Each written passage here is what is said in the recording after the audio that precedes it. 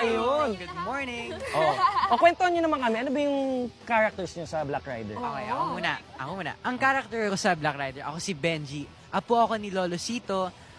Isa akong medyo masungit, pero masipag naman ako mag-aral. Medyo lang medyo Taga lang. Barangay Palangga kami, guys. Which is dito talaga yun. Dito yung place niyo, okay.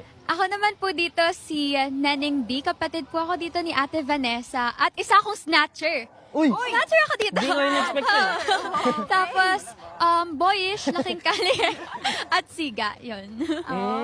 So nag-film kayo dito, tsaka dito din yung place niyo. So ano naman yung experience niyo na nag-tape kayo dito? Kamusta naman yun? Actually, nung una, nakakaba talaga kasi first time kong mag-taping sa ganitong magbabangka ka para makapunta sa location. Pero ngayon, sobrang saya ko na dito yung location natin sa unang hirit kasi sobrang sanay na rin kami, di ba? Yeah, parang normal na. Parang taga dito na rin kami ngayon. Kasi Sige, walang madalas kami titili dito. ha. Walang titili ha.